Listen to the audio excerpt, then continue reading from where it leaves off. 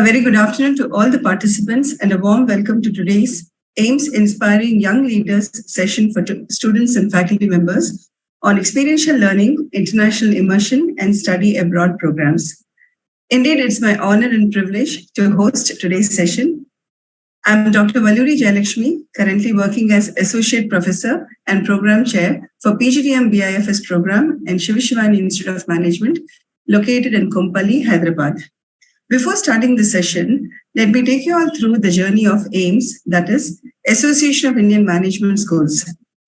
In the annals of management education sector, 27th August 1988 should be remembered as a great landmark, as it was on this day, the Association of Indian Management Schools, a highly impact-making networking body, was born. It has the strong support of about 550 high-ranking B schools as its members, and is one of the largest networking bodies in the world. It is an umbrella organization for the management institutions. AIMS has been involved in protecting the interests of management institutions from the vagaries of restricted governmental regulations, professionalization of management education, creation and dissemination of management-related knowledge through its various activities like roundtables for deans, directors, faculty and student development events, organizing conventions, national and international level seminars and workshops, publication and distribution of AIMS Journal of Management, funding of research projects, and financial assistance. Of late, there has been a spurt in diversifying into new activities for the benefit of deans, directors, researchers, faculty, and students in the shape of inspiring young leaders and knowledge-sharing sessions, at least one each every week. These new initiatives are fascinating to many faculty and young minds of students. For today's session, we have Professor Dr. Chinna Venkata Raju Voleti as a resource person. Professor Dr. Chinna Venkata Raju Voleti is a qualified HR professional, academician, education reformist, and life coach with over 24 years of extensive experience in academic administration, teaching, consulting, and hardcore HR activities. Dr. Voleti has shown his expertise in academics, accreditation, recruitment, training, and consulted best of the best business B schools of both national and international repute. He was awarded with doctorate in 2003 with specialization in HRM. He has widely traveled abroad and has a rich first-hand exposure to the teaching methodologies in Australia, UK, USA, and Canada. Dr. Voleti is presently working as Director, Global Academic Alliances at Sharda University and is looking after its global academic and collaborative alliances. He has constructed research association and dialogue with universities of acclaim across the globe and has been a part of accreditation and exchange programs with them. His research interests include strategic and cross-cultural human resource management, group dynamics, and business ethics. He is developing new research areas, namely management by motives and practicing ethics, EHRM, based on ancient Vedic thoughts. He is known in the field of academics as guru, reformer, distinguished academician, life coach, and a specialist in human resource management. Thank you, sir, for being with us here today. Once again, a hearty welcome to today's session. But before handing over the session to sir, I have two important instructions. Participants cannot be able to unmute themselves. If they have any questions, they have to put it in the Zoom chat box and will be taken in the Q&A session. Feedback or attendance link will be shared in the Q&A session and will be available only for 15 minutes.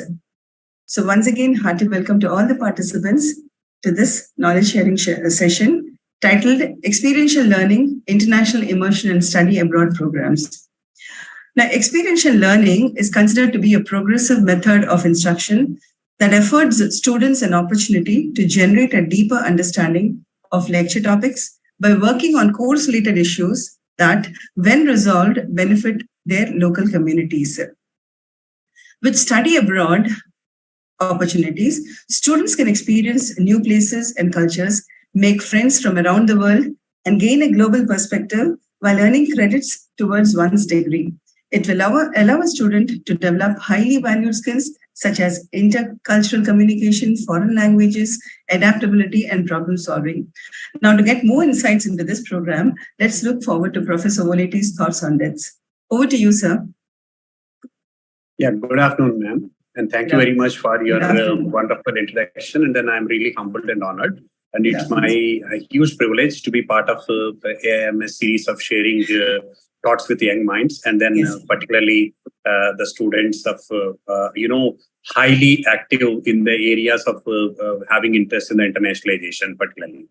And now the most happening word among the education landscape is NEP 2020, their vision document, which has been now is enacted and then been adopted by most of the states in particular. I'm not talking about the universities and institutions for that matter.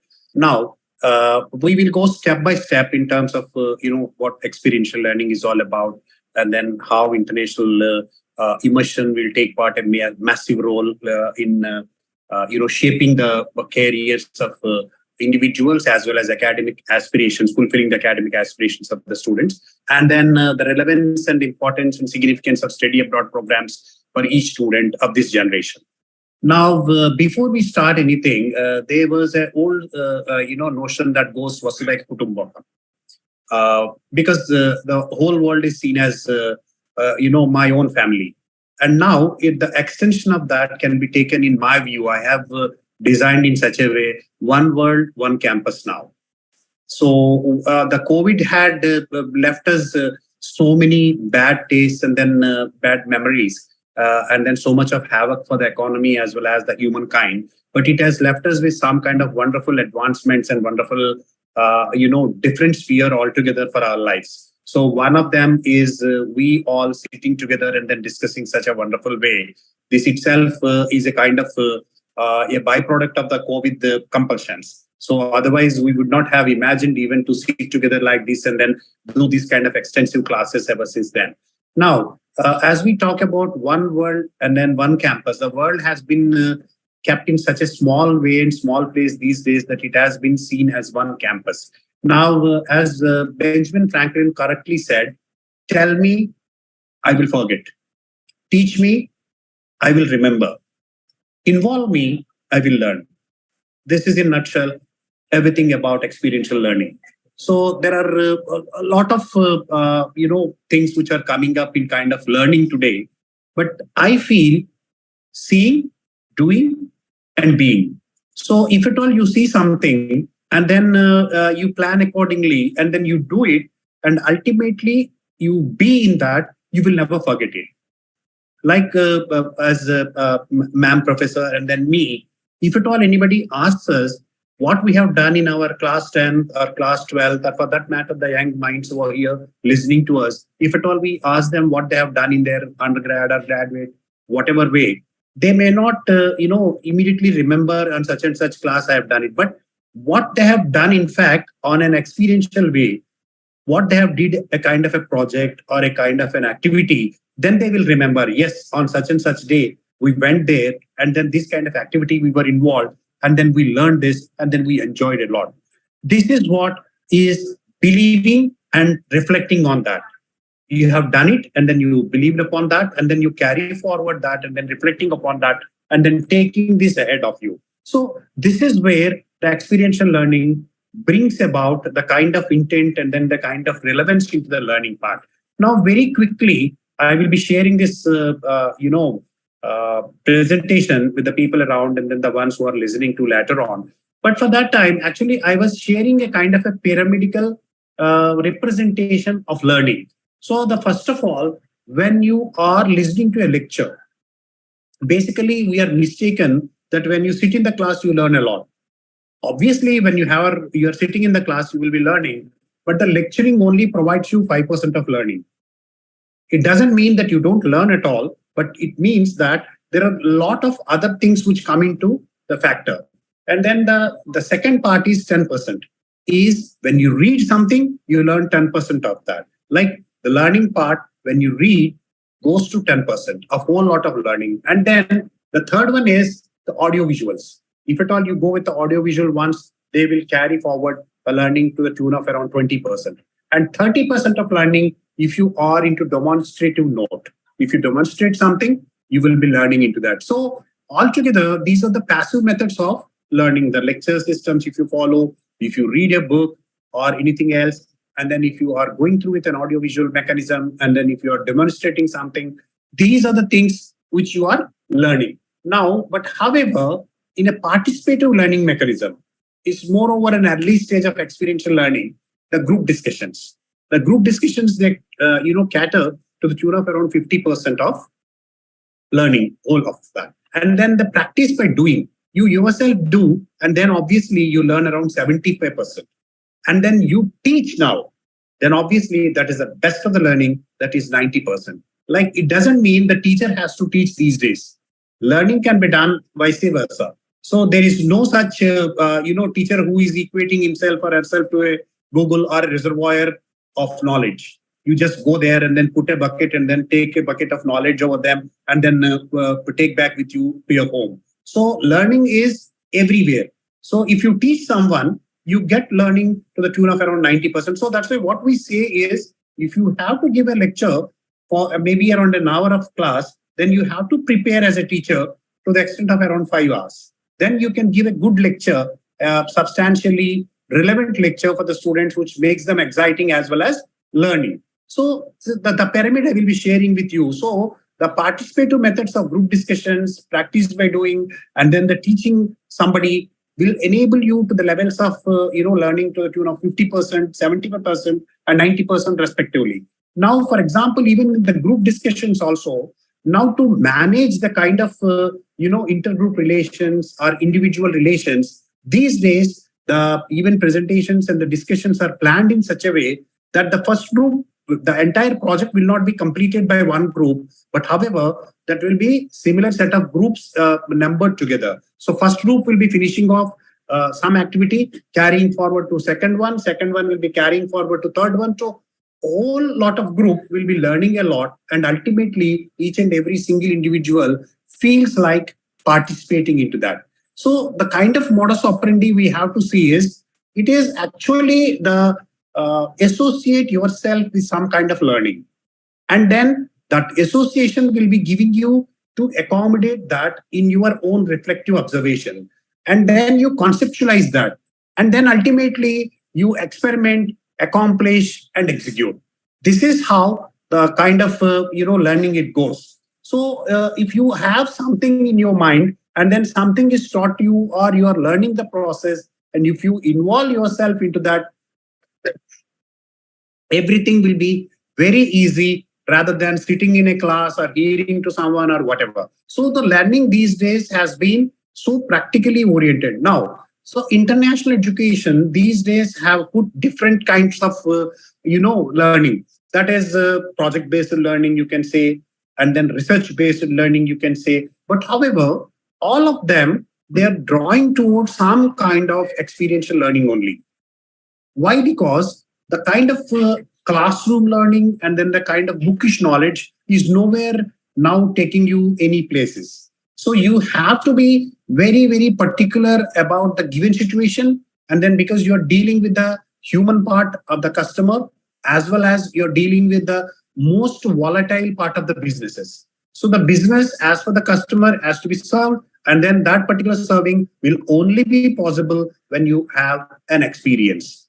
So there are a lot of examples for that. But before that, what exactly I would like to say and emphasize is, you have to feel it, you have to observe it, you have to adopt it, and you have to reflect upon and then take it forward. Now, the most important and the second part of the thing which we are talking about is immersion programs.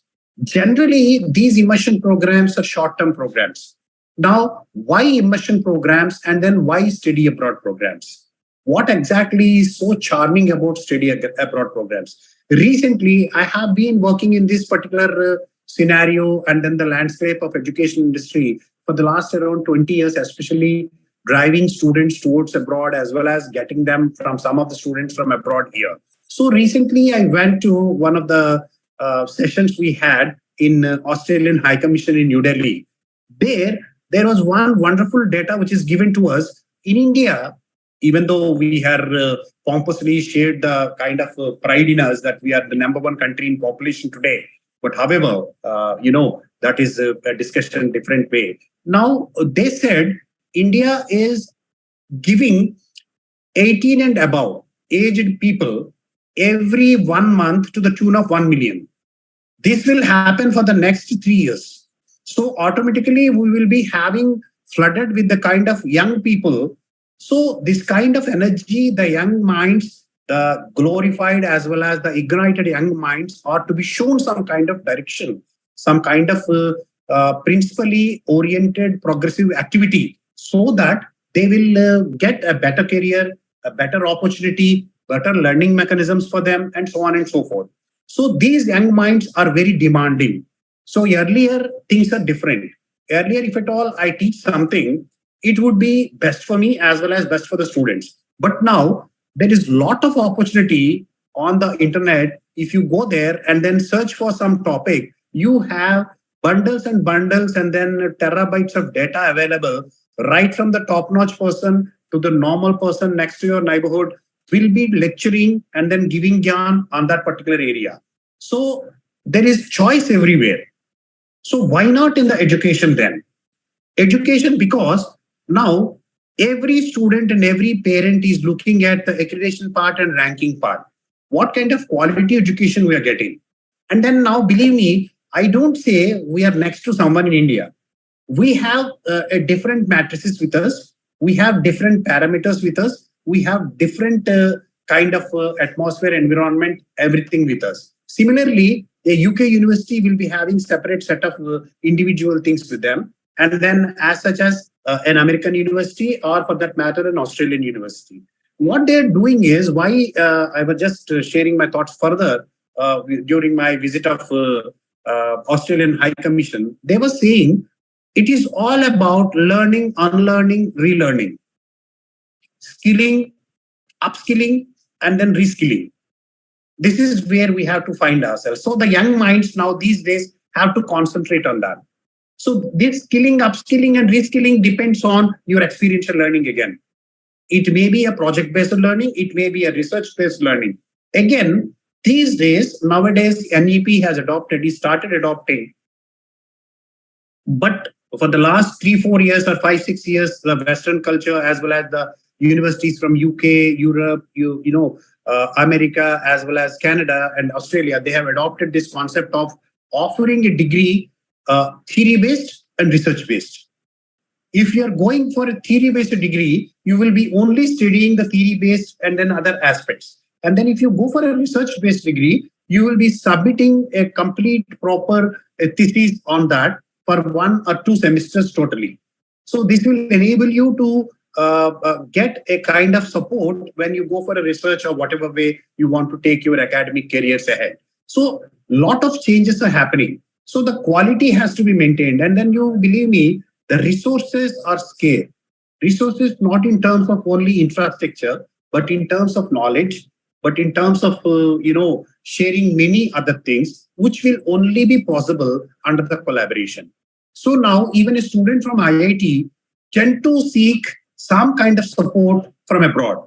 Even a student from MIT would like to come back to India and then do some survey, because the markets are available here, the spending capacity is here, then the kind of learning he has done there, he can adopt, and then he can search, and then he can really make a kind of an announcement out of the surveys he come and then cater here. So a lot of activity is going on. So vice versa, towards abroad and then coming from abroad here are happening these days. So let us talk about immersion program now. Immersion program is designed specifically for a short time so that student understands. So there are many immersion programs even conducted by some of the Indian universities. So these short-term immersion programs are more of cultural and then more of topics related to heritage and other aspects, rather than concentrating majorly on academic things. Similar is the case, some summer courses are there, some bridge courses are there, and maybe you can say some pathways are there to understand the regular courses which we have in foreign countries. So let us say we have a pathway program, or for that matter, an immersion program. So in Sharda, we conduct an immersion program. We call it as, Board in India. Like in that, what we do is we take the students through the kind of cultural things, because we have a diversity domestically from almost 22 states. And then similarly, we have a diversity from abroad to the tune of around 95 countries. So when you come to Sharda, you feel like, you're rubbing shoulders with a Nigerian, and then you're walking along with a Chinese student, and then you're be friendly with an Arunachal student, and then you're even competing with a student from Sikkim and Nagaland, and then you are having your roommate from maybe Germany. So this is the entire story which we have here. So the immersion, what we mean here is we offer the kind of culture we have, the kind of heritage we own, and then we will let them go around Taj Mahal, and then maybe the Red Fort of Agra, and then Fatehpur Sikri, and then we take them to some religious places like Amritsar, Golden Temple, and Jallianwala Bagh to reflect upon some historical issues. So they will understand what India is all about down the line. And then followed by some kind of interesting topics, because we don't feel like, sharing about artificial intelligence where their head of the department and then their professors share at their classroom. We want to share some experiences and experiments in yoga, which they can never get over there. So the kind of interest and excitement keeps on flowing so that the student come here. Similarly, when we go Washington, like for example, to the George Washington University for that matter, there, if at all they teach us the same electrical engineering or maybe the kind of subjects in from BBA or whatever, we may not have such kind of inclination of learning to that extent in immersion program. But there are around 120 or 130 plus museums over there, right from the war memorials and other things in Washington City, Washington, DC. So right from, going to Senate and then visiting the, presidential thing, White House, and then the kind of downtown over there, some of the big companies, Fortune 500 companies.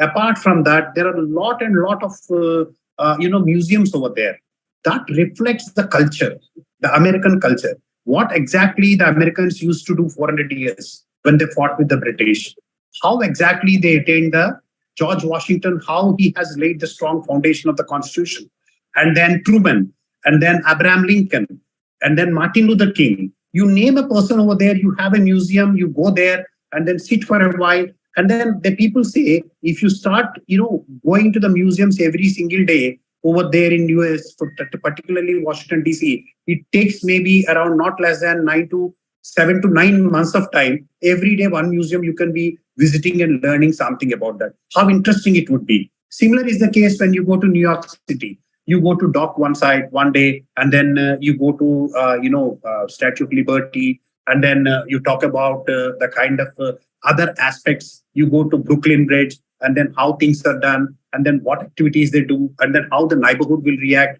what kind of community activities they do. And then all of this stuff will only happen for the immersion programs. No doubt, we have, as all these activities are conducted in the university campus, we do have a wonderful opportunity. If at all we are seeking, like I am studying maybe a criminal psychology course in my bachelor's level, undergrad level.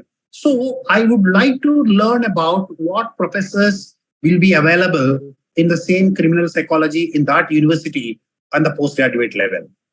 I will have an immense opportunity for that particular 10 days to meet the department heads and then learn about what they teach, how the things will move, and what prospects I have in terms of the jobs, in terms of growth, academic careers, and so on and so forth. So the immersion program is a kind of a pathway to understand the culture, the local things, the communities, and then the families, as well as the academic opportunities and the professional opportunities that they can be offered to you once you complete the program.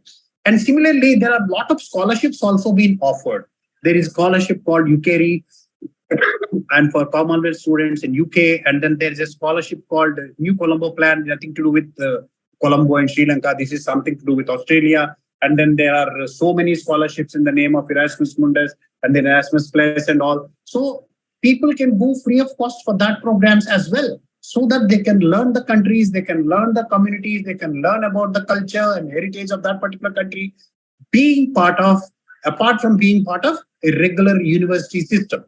So this is what immersion programs are all about. And then believe me, immersion programs are continuously going on among the countries across the globe these days. And then particularly post-COVID, last year, most of the gates have been opened now. The borders are now again open as usual. The normalcy has been back. Thank God for that. And then now we have a lot of opportunities to go around. And then many programs are being conducted like that. Like you may go for an immersion program to NASA as well. But NASA nowadays only conduct for this program for 11 to 14 and 14 to 18 year students. So you have a lot to learn over there. You can experience being a astronaut for a day. For 3 hours, they let you in zero gravity, I heard. And then even though I have visited myself personally in NASA, but I haven't been to this immersion program, this is quite interesting, they say. So we are offering for our World School in Sharda from this semester onwards. Maybe we will take a first cohort of students of 20 number by this September. So this is quite interesting and exciting because you learn a lot and then you feel a lot. And then again, this is an experiential learning. While you are going, the simple example I'll tell you. You go to ICICI Bank here in India and you go to Commonwealth Bank in what you call Australia. You go to similarly Barclays Bank in London, and then you go maybe to some other bank in Morgan Stanley in New York, and then in Canada, some other bank. So again, you have a lot of experiences. Right from the way you are entering into that, and then you are attended to, and then the way you are opening your account, everything is different. After all, it is a banking sector globally. The HSBC, which cater you something in your Hyderabad branch, may be different when you go to really into Shanghai or for that matter into London. What exact differences they have? Principally, practically, or in terms of any other way, you will learn that. And then really, believe me, they will be very, very interesting for us. This all can be done in your immersion programs. Very short term, maybe some of the immersion programs, they span up to 1 month or maybe preferably 2 to 3 weeks. Mostly, most of the immersion programs are, especially some design programs, maybe for 40 days. We have conducted a 40 days immersion program, a batch of Mexican students from a Polytechnic of Mexico. And then we had a very good experience pre-COVID with them. Now, switching our interest from the so-called immersion programs to study abroad programs. Why exactly study abroad? Because again, I told you, this is now, there are almost, we are living in a borderless world. If you are concentrating on academics, and then nobody will stop you, provided you have some kind of, meritorious marks with you, and then you have the requisite to be fulfilled by the kind of things they offer, then obviously you can be in any university, right from 1 month to maybe around 5 years of course of study. Why exactly we need to study abroad? Don't say that everything is only bookish. What all you learn over there, there are a lot of things. Those days, let me just share a personal experience in that. So when I went to US for the first time, even though people are very well equipped with the information and data there, I went to US for the first time in the year 2002, 2003, I remember. So now when I went to Chicago, I went there to the DeVry University on an invite to participate in the conference. And then I went there, and Chicago is very, very cold. It was running around minus 24 degrees Celsius on that day. Minus 24 degrees down to zero. And then I was very happy. And then when I came out after my immigration and everything, and I collected my luggage, and then I was wearing a blazer, and then I very polishedly pulled my luggage and then went out. This is my ignorance that would turn out to be a nightmare of my whole life. Believe me, in 2 to 20 seconds of time, I started bleeding from my nose.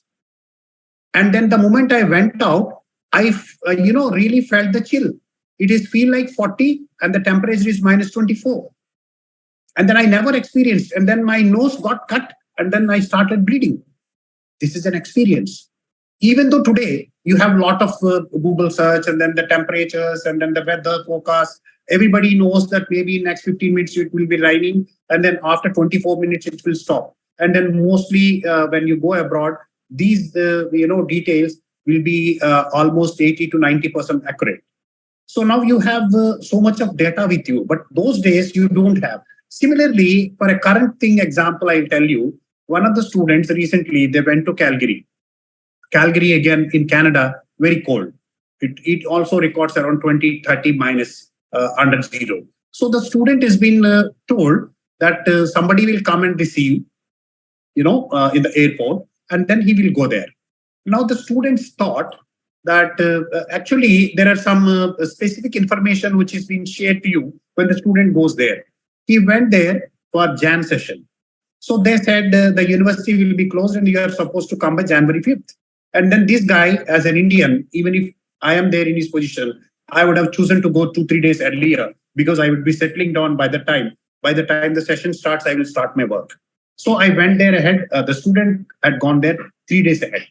Believe me, he reached there around 2nd Jan. Nobody is there, but they committed to receive him. They came, and then one bus came. The whole bus, the driver was there, and then he. We actually get perturbed. We curse a lot when we see so much of traffic, so many people. But the moment we are in an isolation, we cannot even withstand for 1 hour in isolation. If at all we see 2-3 people around us, we get bored. And then at times we get frustrated. More frustrated when we get frustrated when we are among so many people. We are here in Hyderabad. If at all you stand at a signal of Amirpet, at least 2,000 vehicles will be pushing you the moment the signal starts. And then you have to rush involuntarily. Your adrenaline will push you and then you will be going off. So, but anyway, if at all it was snowing and it is minus 24 and then a bus comes and then everything is white except you and the driver, you will be sitting in the car, that is the bus, and then he will be taking you. And then all through that 1.5 hour of journey or 45 minutes of journey, nothing else but white snow, you cannot see anything. And then you get down and then he will give you a packet where a small packet of some chips, potato chips, and then one banana, and then one bottle of water. That is, they call it as refreshments. We feel that we will be loading at least 20 kgs of refreshments with us that we can eat them. Mothers and father, they used to pack them up when the student goes abroad. So this is what we have to learn. This is what we have to understand. There are a lot of things which we can learn in study abroad programs. So nothing is new to them. As far as the Canadian driver and then the Calgary people, nothing was wrong. That is the order of the day there. And then this guy who goes there, even if he curses for the 3 days, when the hostel is open, believe me, when it is closed, it means it's closed. Not even the pantry, canteen, nothing is open. Everything is closed at that day. So this learning will enable the student to cater the information to many of the generations that come. This is the first learning most of the study abroad programs give. You not only learn about your coursework, your academic credentials, you only develop your academic credentials and all, you're mistaken. You learn a lot of things. The second one is adventure. The moment you land up there, for the next 3 days, this boy has met with not less than around 250 adventurous issues. When you're in Canada, you may not be knowing the next morning in the breakfast time, if you open the window, you see not only snow, a big bear sitting there eating something. It will leave itself. But however, and then the birds, the seagulls, which will walk along with you, which are weighing around maybe around 5 to 6 kgs. They're so big, they don't be very, getting frightened about your walk. They walk parallelly with you. That is an adventure. A mini Jurassic Park for you and me. So there are a lot of experiences. And then the moment you are carrying forward yourself into this experience, you will find a one friendly hello by someone. He may be a faculty or she may be a faculty. He may be a person from China or maybe for that matter from some other country whom we never realize that they can be so friendly. So you have a lifetime friendship and never or unforgettable adventural experience. and then some kind of fond memories you can cherish for every single moment of your life. Apart from your careers, your academics, your project works, your discussions, your labs, your marks, your grades, your money, your success, your failure. This is the beauty of the study abroad programs. So now, apart from that, it opens up your mind. Like, for example, I'm not cursing the international education or global education. You will do more. Here, we are spoon-fed. Most of the students here, even if we are doing our PhD, we are spoon-fed by the faculty members. But whereas in abroad, they will just give you what you have to do. You have to find the ways. They will not tell you how to go about with that. They will show you some kind of issue and then they will ask you to go along and then do the needful. So it is up to you then how you will do it. And then you will take the result and then outcome you will show them. Then they will comment on that. They will analyze that. They won't say right or wrong. They will analyze that and then they will suggest you what can be better. You know, there is long for those days already gone that you say that this is wrong and this is right. No. If at all a ball is falling with a kind of a gravity of maybe around 8.9 or 7.9 meters like second square, it is falling on Earth. And if at all it has been left on Mars or something, it will fall faster or slower. So the falling ball cannot give you any kind of substantial evidence that it should fall at this place only. This is the kind of knowledge which we have these days. So there is nothing like wrong and right. Everything is analytical. Everything is experimental. So the faculty over there, they will only let you do some kind of analysis and then they further analyze that. So this is again, lets your mind open up. Give you a number of dimensions. How you work, how you present, how you do, and then what kind of work you are into, and so on and so forth. Obviously, when the mind is opened up, you go for innovation. It gives fresh ideas. And then it converges into a new dimension altogether. This is what the study abroad program is all about. And then, apart from all of this, unknowingly, you start enjoying the whole system. There is nothing like such boredom in the regular university setup where we are sitting here and then doing the same. It is not about our country.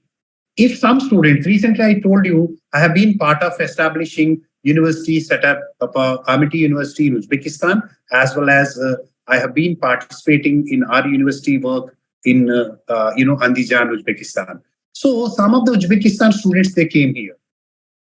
It was quite nominal for them, but when they came here, they have got a lot of different experiences in Indian scenario. That is an eye-opener for them. They never thought of this. This would be like this. And then these eye-openers, they will lead them into a better leadership attributes for them. How they take up, how they involve into that, how they evolve. This is what their study abroad programs have given them. You know, at times it so happens that every learning will not be increasing your grades. It will enable you to enjoy social priorities in a better way. And then it will give you have a better peace of mind, or at the end of the day, it will give you a wonderful experience that you can share with and then cherish with for the life. And now, in all these systems, what you will understand is there are a lot of cultural issues, lot of cultural diversification. Certain people do certain things in certain ways, and then the same way, after traveling for around 2 hours, you find people doing the same thing in a different way altogether. You realize that this is what you have to do. And then otherwise, you will be seen as an odd man out. You will learn a lot of things. And then these things unknowingly make you so excited in every moment you live there under the study abroad program. And then they empower you. The empowerment to your leadership thoughts, the empowerment to your open-mindedness, the empowerment to your innovative skills, the empowerment to your confidence, the empowerment to your introspection, and so on and so forth. You are empowered with all of these things. Otherwise, if you go regularly to a university in India and then sit over there in the class and then learn to or listen to a lecture and then come back and then prepare the project and then go back. I'm not cursing about this. Having given an opportunity, having found a kind of an opportunity, the best way to be part of is either you be part of an immersion program, or you be part of a study abroad program, or a semester exchange program for that matter. And then you will realize what kind of wonderful learning you are into. And now, why we do all of this? For growth. Growth in terms of professionally, growth in terms of emotionally, growth in terms of academically, and whatnot. The more you grow, the more are the chances you let others also grow. You evolve. The moment you have visualized the first day, 3 days were so difficult to spend when nobody was there in the holiday, those guys will prepare something so that the next generations or the next semester students, when they come, they find some solutions for that. The experiences which you recollect, the kind of moments which you have lived, they will enable you to offer best of the solutions for the next student kind to come in. That is, the study abroad program is so impactful on the whole lot of journey of each and every single student. It brings a lot of change, positively and progressively. It brings some kind of advancement. And then it shows some kind of camaraderie and cooperation and coordination and gives amazing experiences. And at the end of the day, you each and every single day, you learn a new skill and then you upgrade that and then reskill yourself. And now you have some kind of inclusive kind of growth. And then the kind of, compressing yourself in certain ideas or in certain kind of parameters will no longer be there. You will have a new impact and a kind of a new citizenship altogether, the global academic citizenship. That is where the study abroad programs will take you up. This global academic citizenship is next to nothing, and it is the top-notch one, irrespective of your passport, irrespective of your religion, irrespective of your caste, creed, and then sex and everything. You are into the next level. The moment you are attributing yourself as a global, academic citizen, you are into the next level of humankind, and then you have a number of advantages into that. And then now, the last but not the least, you have wonderful opportunity to learn languages. See, I have a colleague with me, Professor Michael, and then he is from Greece. Actually, there goes a saying, it's not like Greek and Latin. Greek and Latin, they are thought to be toughest of the languages. And then Professor Michael is there here in our campus for the last around more than 10 years. And then he speaks a bit of Hindi. Thoda. That's the way he responds. And then he learned about what Sri Navami is about, what Holi is about, what Eid is about. Today, he's so busy celebrating Eid with some of the students. So the kind of cultural, activities which we have, and then the kind of association which we have, and then the experiences by learning a little bit of language where we live in will give us completely a different network altogether. And then believe me, this is lifetime experience. You can never run away from them. And then you choose to relive and relive again and again with them. So now, after this, a kind of a brief note, what we do in terms of study abroad programs, we have got advantage student movement. What actually advantages the student can get through, because he will be available for the world-class programs in the best of the universities, having a global edge and most cost-effective. Because many of the universities these days, they offer extensive academic scholarships for the meritorious students based on their various issues. Recently, one of the universities, University of Queensland, which is ranked to be top one in Australia, number one in Australia, has offered for an agricultural, undergraduation in agricultural management, they're offering more than 15,000 scholarships. Australian dollar scholarship. So, specifically for certain area, unknowingly you get many scholarships. So this is where you get an advantage of cost-effective degrees as well, which are globally renowned. And then obviously when you go abroad and then do the study abroad program, obviously you will be having an advanced course content. The content which is developed by both of the wonderful universities, from our country to the other country, or maybe for that matter, 2 different countries and so on. Recently, we are planning up with a university in Greece and university in Kazakhstan to develop a program in government technology course. So actually the repute and the recognition and then the world-class faculty is an advantage for the student for being in the study abroad program. And now, the student mobility, what exactly it gives, apart from the regular academic thing we have discussed a lot a while ago. So what exact advantages the student can get.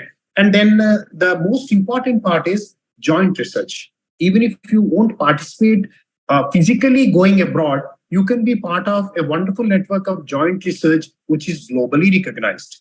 You can, participate in that research. You can publish in that research. You can be part of the surveys. You can offer them some data. You can culminate the data into some kind of active research work and whatnot. So there are a lot of opportunities and scope for the student for being part of the student, study abroad programs. And then it is competitive.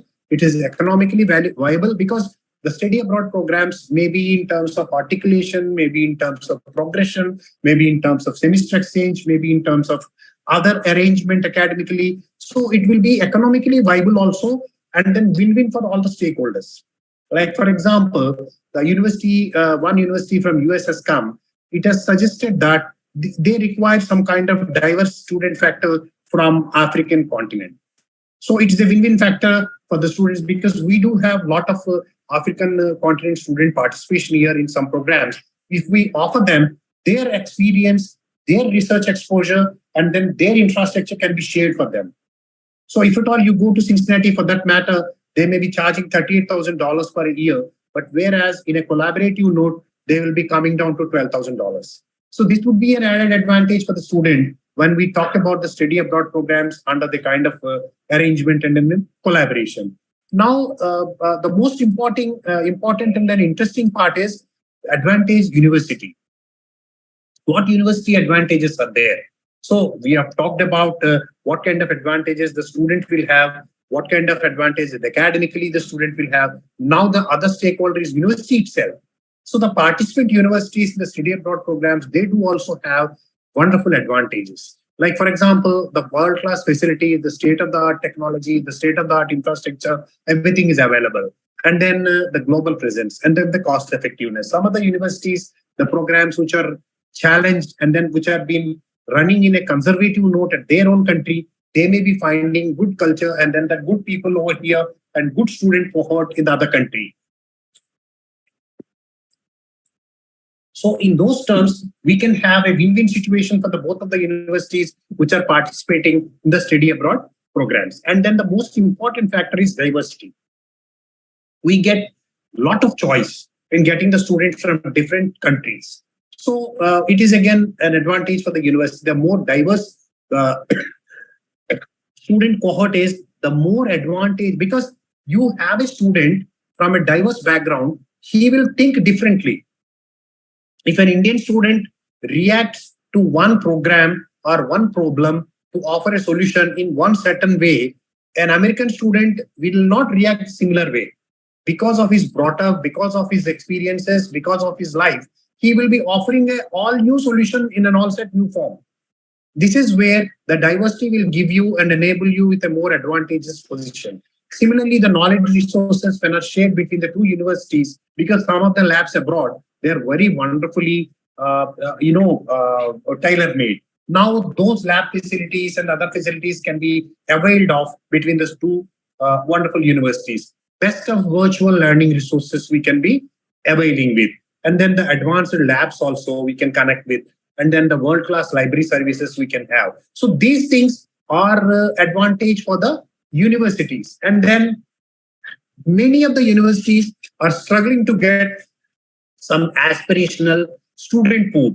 That aspirational student pool is readily available under the agreements of the study abroad programs. And then more enrollments are possible between the two universities. Like 2 years they study here, the enrollment is full. 2 years, rest of them, they will be studying abroad, the enrollment is full with them. The revenues are shared. So a lot of opportunities and win-win situations for each and every single stakeholder in the whole lot of educational sphere. And then the global collaborations, will be having 24/7 accessibility. You write in the morning, you get the mail by the evening, you participate in the night, and then the morning again, you have a fresh solution for that. And then the faculty-student mobility. If a student is allowed to be mobile from one country to the other country, one university to the other university, that is the best thing that can happen. Similar is the case with the faculty. And then now the last important thing which I want to discuss is on the lines of study abroad, we have initiated a step for campus in campus. So we are starting a campus of such and such university from abroad in our own campus. So now this campus and campus concept will enable each and every single student to study within our own country with a joint program with other countries' university. The campus in campus is similar, a home away from home kind of a thing.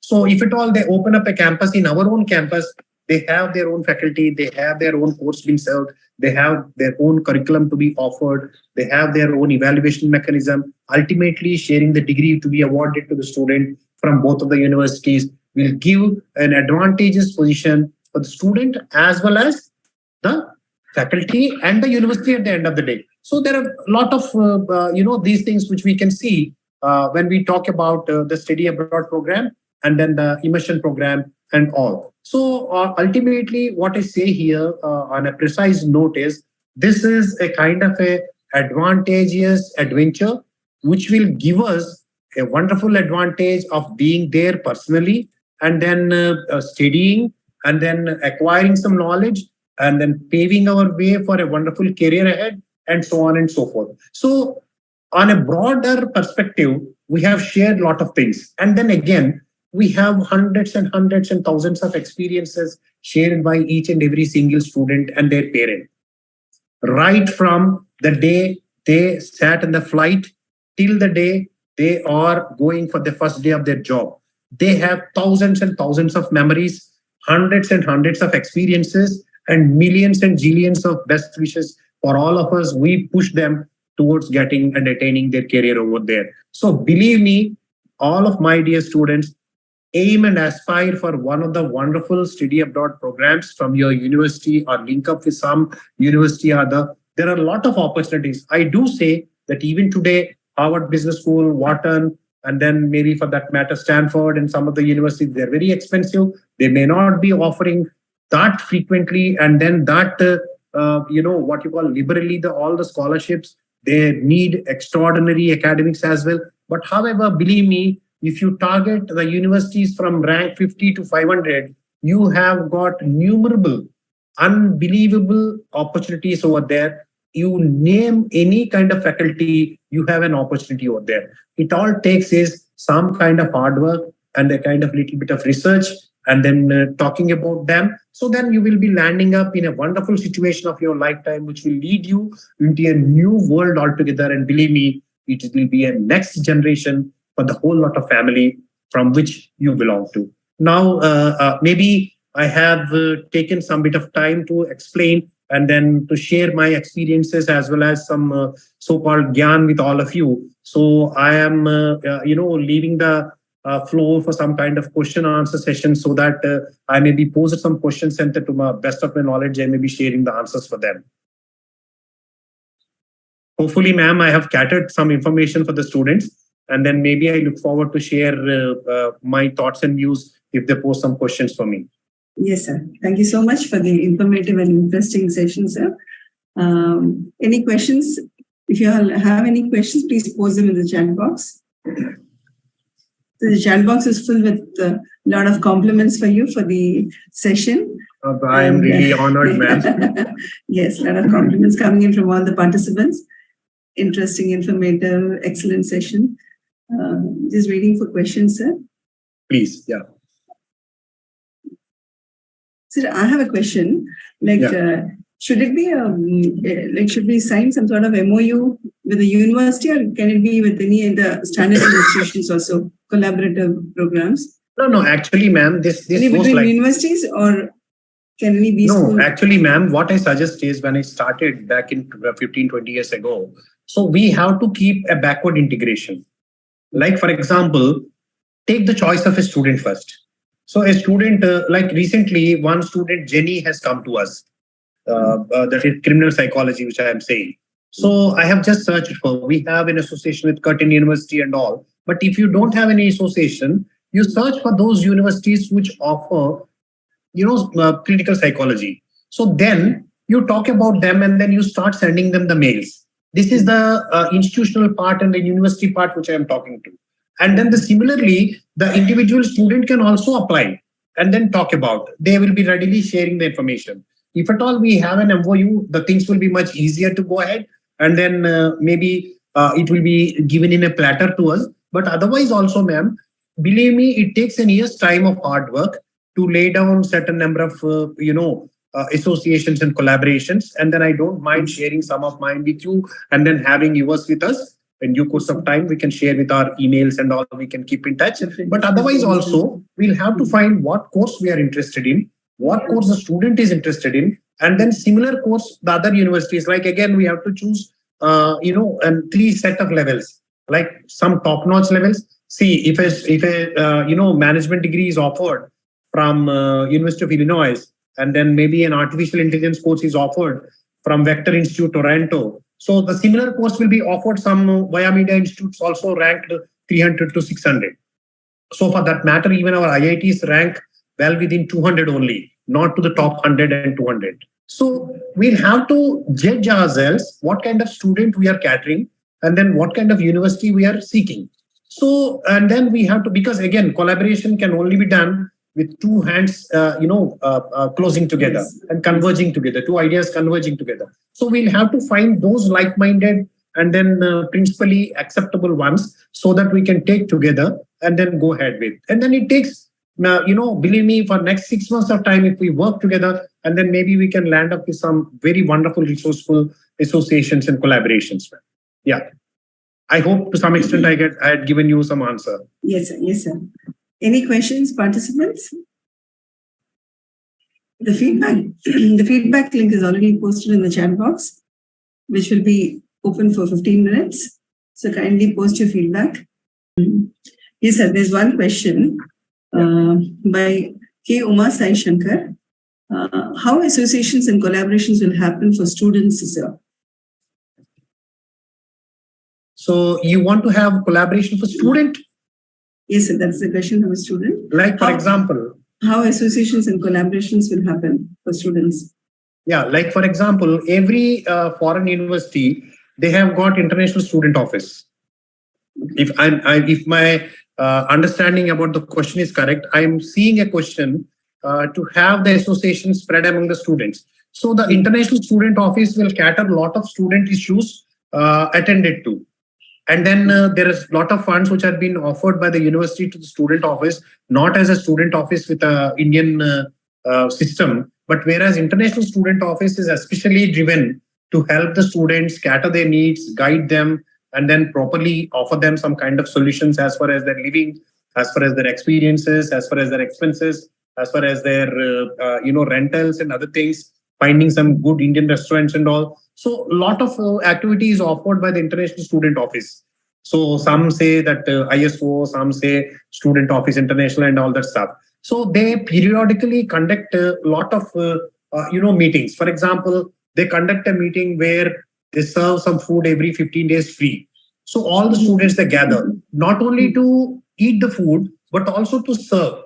Somebody, if at all I am interested in serving my food, I will go there and then offer my 4 hours of time over there and then do that. When I was there in RMIT, I used to sit there just to have an interaction with the students. You may not be interested in taking the stuff and food, but you will be really interested the kind of students they pour in, the kind of gentry they come, and then the kind of issues they talk about, and then the kind of solutions they come up. That is really wonderful experience. So you need not do anything. If you are part of a university system, you can be having a lot of associations. But however, if you want to be into an association from being there in India, there are also some sources are there. Every university has got a international student office with them. You have to write them the mails and then what kind of activity, like for example, if you send a mail to them as a student organization in India to invite them here for a short immersion program from international office. This immersion program will be credit-based, non-credit-based, research-based, and then cultural-based, and then whatever kind of thing which you would like to offer in accordance and then in collaboration and in coordination with your university or in standalone institution, you can really formulate it.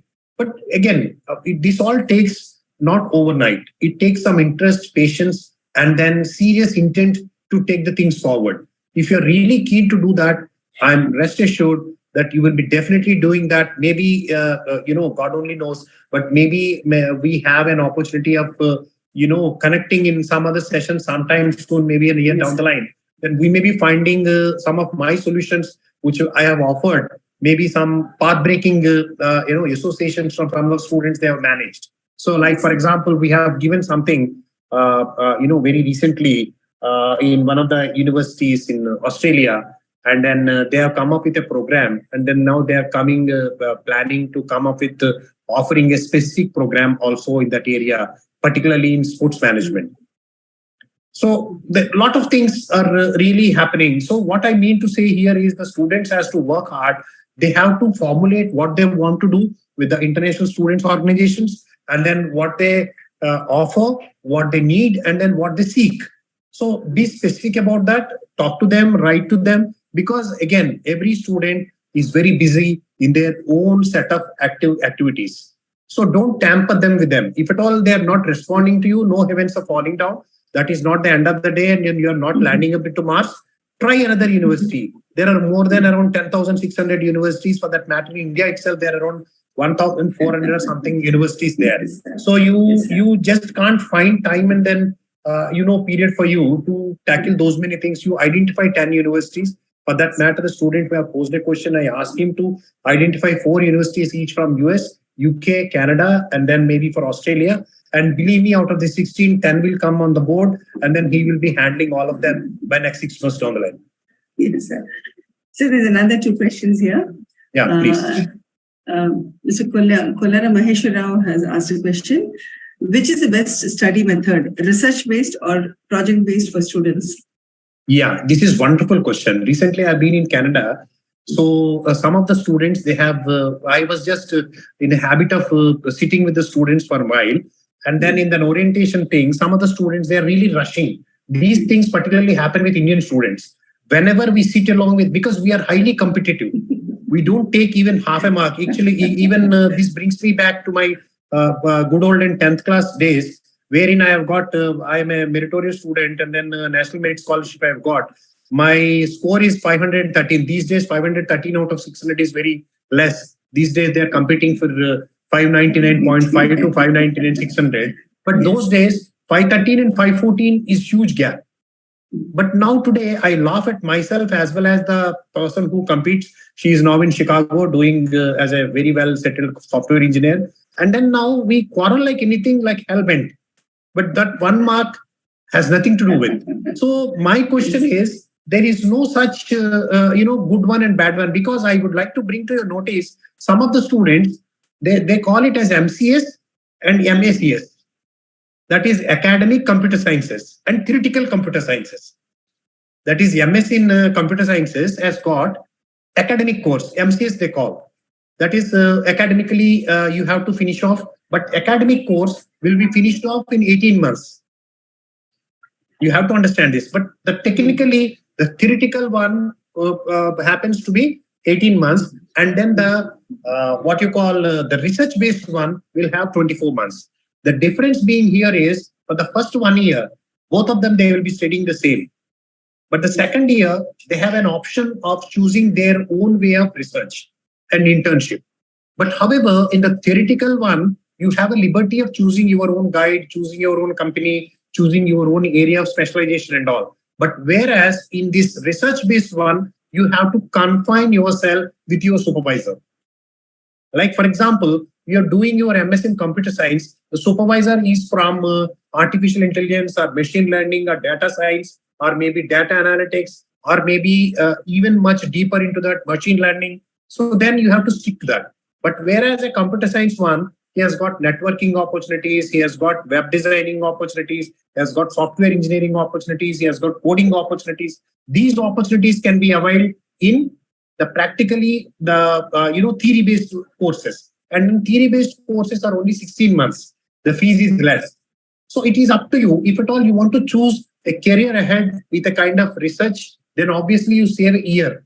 If you want to do your PhD, seek this research-based program. If you want to do a corporate job or a job of software engineering or for that matter anything else, you seek the regular course. I hope I have given substantial answer for that. Yes, sir. So just another question in sync with the same question. How practical education differs from theoretical education? This is from practical education differs from theoretical education. Theory-based and practical-based. Yes, sir. So actually, the practical and theoretical thing is the theory says that if at all there is sun, you will get so and so forming good. So, but however, the practicality says the sun will always be there, but the atmosphere and the other things, and then the other environs, and then the other factors like political, emotional, financial, and economical, those factors, they will not let the sun work upon that particular farm. This is practical.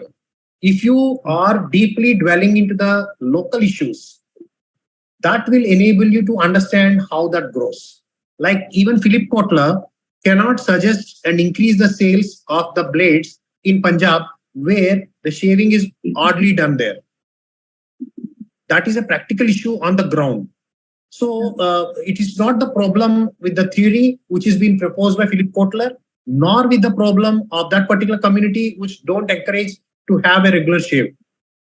This is two different things. So if at all you go along with the theory and then attribute that Kotler has failed, it's wrong. And if you go along with the practicality of the ground reality and then go and then say these people, they don't behave as per the theories given by the marketing, that is wrong. So there are a lot of things. Actually, there is no one single factor which will enable us to decide whether the practical learning and then the theoretical learning is correct. So practical learning may be impactful with a lot of factors, putting effect on them.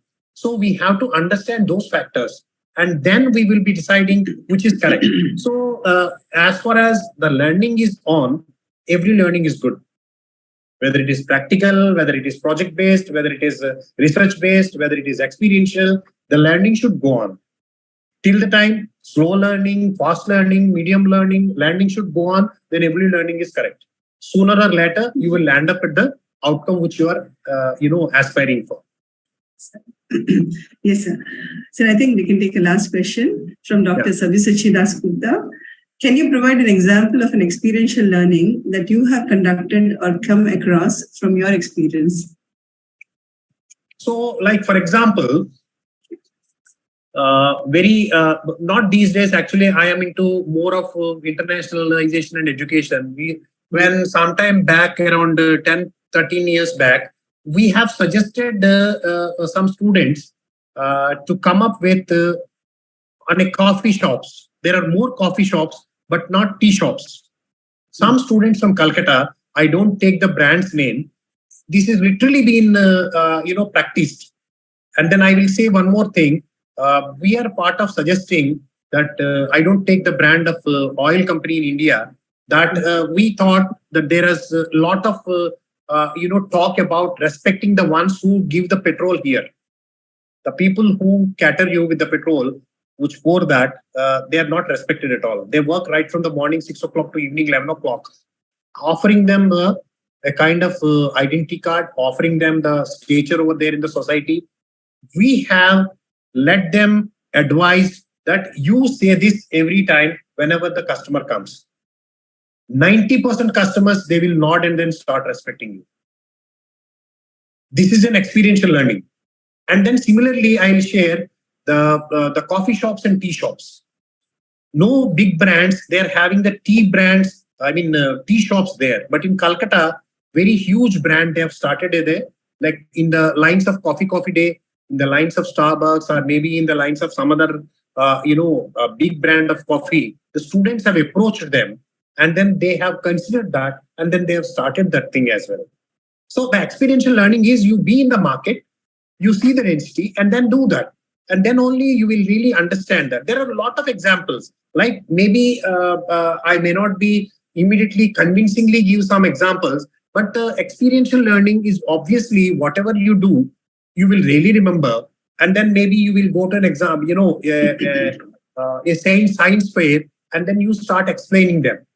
Many students do explain the science fair. I have been part of many science fairs while I was studying in my earlier days, in my schooling, and then maybe for that matter, college. So you have lot of experience over there. You share with your views and then you interact with so many people. That is experiential learning. It carries forward to you in your regular learning as well. So this is how I feel the experiential learning will give you and then make you ahead of that. Yes, sir. Thank you, sir. So one more question. And then maybe in a complicated way, I don't want to take this in a pompous way. Like, for example, in a Harvard business study, case study that is in Toyota, Toyota has got, because that is attributed to be one of the best companies, customer satisfied companies, Toyota has got a time frame of 1 minute. So in a line, maybe making a car, Corolla, it takes 1 minute to reach from one place to the next place. So if there is any problem from that place to this place, this is an experiential learning. If a student stands there and sees, so every single activity is measured in time and quality. If it takes more than 19 seconds from traveling one place to the other place, either there should be a problem into that or there should be an improvement into that. We'll have to identify. A minor deviation or an aberration from the regular structural things will enable you to understand what exactly went wrong or what can be taken into good consideration. This is all about experience. If you see that, you realize. Otherwise, till the time we keep on saying something, we may not be believing it for ourselves. Yeah. Yes, sir. So another question has just come in from Dr. N.R. Mohan Prakash. Sir, apart from computer science courses, what are the streams of courses are suggestible for Indian students to get gainful employment opportunities? No, see, actually, again, I say, as far as in foreign job market, there is no such kind of restriction. But again, obviously, the kind of trades and then the kind of market that is open for is obviously for the computer sciences and the management thing. And then biotechnology is also good. Law is also good. But again, these courses are governed by the councils in India. We don't have that much of liberty and then the kind of, luxury of playing with the syllabi and then undergoing some kind of association, collaborations, and then having enjoyed the kind of luxury with the other universities are there. So a bit of rigidness among the courses which are controlled by the various forums, that is councils we call this, like pharmacy council is there, nursing council is there, the medical council thing is there, and then the bar council is there, architecture council is there. Some kind of restrictions are there. Apart from that, there are a lot of, again, it is not what we do. It is all about how we do and then to what extent we can do. Even if you have done, in humanities, a lot of opportunities are there. And now, again, the misconception of opportunity having $5,000, a blue-collar job or a wonderful job sitting in a cabin, which is wonderfully placed, all that thing will go off like anything into thin air when you go abroad. A tradie who paints the house earns $10,500 a month when a senior professor earns $8,500 a month in Melbourne City. The tradie is a more sophisticatedly, you can say, to be looked at with all greed, whereas he has got some paint brushes with him and then he has got a lot of hard work to do. But however, he earns more. A plumbing job is more, you can say, yearnful rather than peaceful. So what you're aspiring for is making the difference. Now, what I say is you study good, you work hard, and then you develop some good network, and then you aspire for something reasonably good. I'm pretty sure that your foreign education will let you get that at your side. I hope somehow or the other, I am trying to give the answers to the maximum and then the best of my knowledge. I hope maybe we can take one question, then we can conclude this. And then I will be really honored again if at all we can join together again. And then we may look forward to have some more questions and answers for that matter. Thank you. Yes, sir. Yeah. Yes, sir. Thank you so much, sir. And I'm not, one more question has just popped in. Yeah, please. Last one, yeah. From Richa Sharma, probably. Sir, MBA course, which specialization are opportunities for students? I think in MBA course, which specialization? Again, I'm very, let me be very realistic in this, ma'am. Basically, I have seen, this is not, again, nothing to do with any specific thing or maybe racism or something else. Because wherever we do the programs, we are good in English, but the accent makes a difference. American English is different for European English is different from English, that is UK. And then these all languages similar in English, but in Canada, this is differently seen, and in Australia, differently seen. Whichever branch you do, if you want to be people-centric job, you are upfront and then the first hand for the people's response. You should be technically strong and local accent is to be with you. Whichever course you have done, then you will be dealing with them. And then those are the positions which get maximum amount as salaries. And then even if you are at the back end and you are highly qualified, you may not be drawing that much of handsome salaries with that.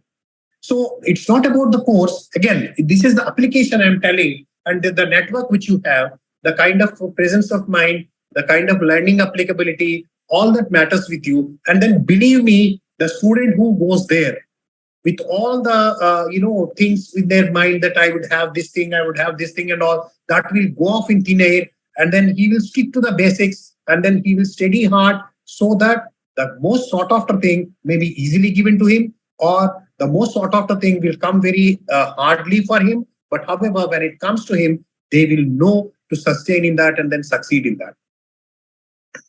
Yes, sir. I think we can conclude the session now, sir, because all the questions are over. Sir, I would like to just recall some of the takeaways that I have noted from this session before I propose a vote of thanks. So the opening remarks of yours, COVID has been a boon in disguise. Truly, sir, all of us are connected across the globe today only because of COVID. So it has truly been a blessing in disguise for us, or a boon in disguise. And your philosophy of one world and one campus is really thought-provoking. Campus in campus is another experiment, I think, which all of us should emulate. Yes. And then truly, I believe experiential learning is a pathway to understand everything about everybody, be it a culture, be it community, be it society, or anything. So experiential learning could be the preferred choice for students going forward. Absolutely. And it's also a tool, as I understand, is for empowerment. If you have to empower a student, I think experiential learning could be the best pedagogy. And it's an advantage for students, it's an advantage for university, it's an advantage for all the stakeholders. And the mantra of experiential learning is learning by doing. Seeing, being, and doing what you have actually said. It's truly experimenting by doing it. And that is more, a student can remember that lifelong. Feel, observe, adopt, reflect, and take forward. So these are the steps that you have actually told us in this. And just to tell you, this has been a very, very engaging and very interesting and very knowledgeable session about immersion programs and study abroad programs. And I would like to thank Dr. R. Nandagopal, President AIMS, for giving us this opportunity. Dr. S.S. Prasad Rao, sir, Executive Board Member, AIMS Secretariat, and finally all the participants for making this session so interesting and engaging and participating. Thank you, sir. Thank you on my personal behalf. It's been wonderful, ma'am. It's been wonderful among all of you. And then look forward to have one more session sometime soon. Thank you so much. Sir. We definitely look forward to having more sessions to get more insights, sir. Thank you, Thank you, sir. Thank you, sir. Thank you.